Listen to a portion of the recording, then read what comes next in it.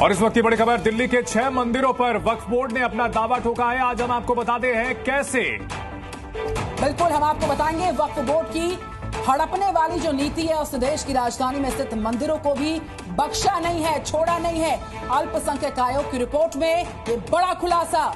2019 में दो अल्पसंख्यक आयोग की सुपर एक्सक्लूसिव रिपोर्ट में दावा किया गया कि दिल्ली के कई मंदिर वक्फ की जमीन पर बने हुए हैं। 2019 की इस रिपोर्ट को दिल्ली अल्पसंख्यक आयोग ने फैक्ट फाइंडिंग रिपोर्ट करार दिया था और नाम दिया था the legal status of religious spaces and around west Delhi.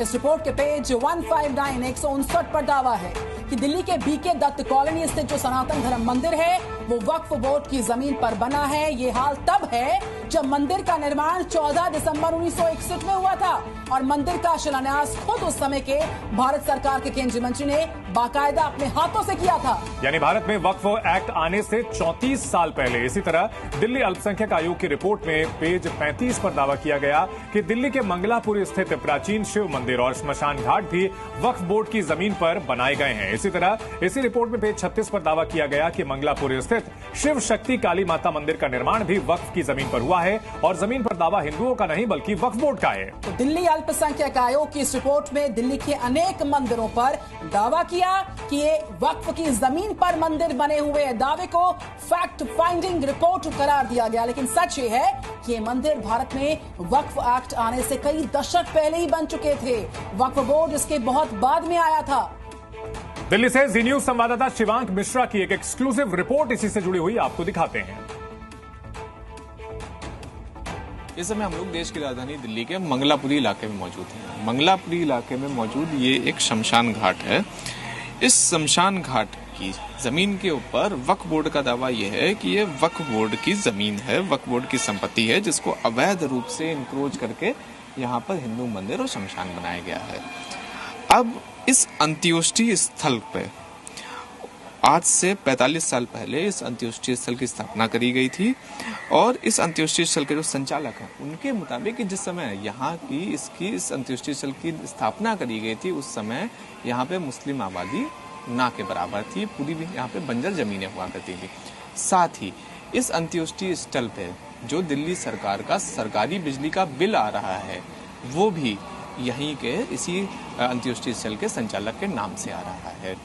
तो अब ऐसे में ये देखना होगा कि जिस तरह से वक्फ बोर्ड लगातार संपत्तियों के ऊपर अपना दावा कर रही है तो उसका क्या निराकरण निकल पाता है।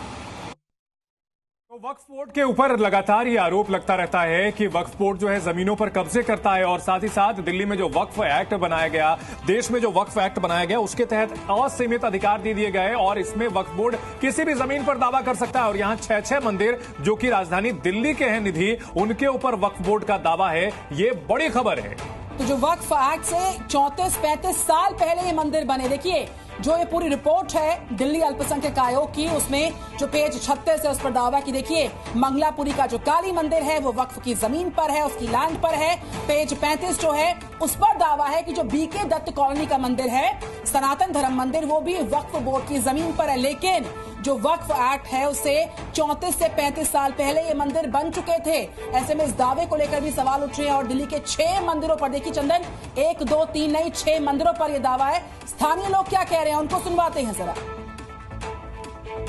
यहाँ पर तो कभी ऐसा वक्फ बोर्ड यहाँ कभी सुना ही नहीं हमने और ये तो जबरदस्ती वाला दावा है। भी समझ में तो लग रहा है ऐसा कुछ। कितने साल से आ रहे हैं पूजा पाठ करने यहाँ?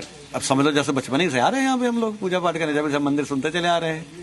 हाँ जी, पहले अभी वक्फ बोर्ड का कभी कोई दावा, कभी ये जो पूरे यहाँ पार्क बने हैं सब यहीं बच्चे पूरे कॉलोनी के खेला करते थे, कभी हमने सुने नहीं है किसकी जमीन, अपनी सब समझते थे।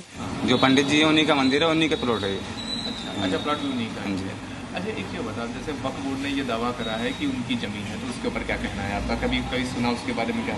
नहीं, अपनी इतनी साल से पुरानी जमीन है, कोई सी दिक्कत थोड़ी है भाई। इसमें तो वक्फ बोर्ड जाने क्या कर रहा है क्या नहीं कर रहा है। ये है जो हमारा ये मंदिर है, ये पालम गाँव के लोकल रहने वाले हैं, हमारे पंडित जी हैं जो, और 3 भाई हैं। ये इनकी खुद की ज़मीन है, खुद की ज़मीन में ये मंदिर बना रखा है और कई सालों से है। लगभग मैं 20-25 साल से मैं यहाँ हूँ, देखता चला आ रहा हूँ कि मंदिर इन्हीं का है।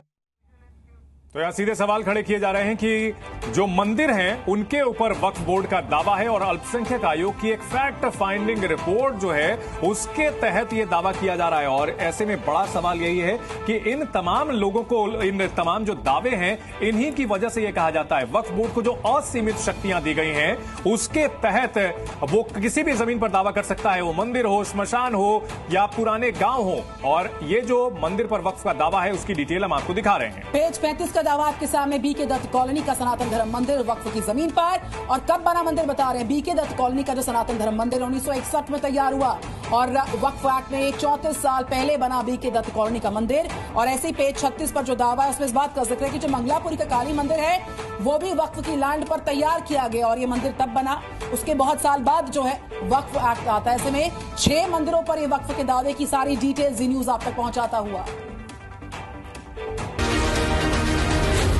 Z News.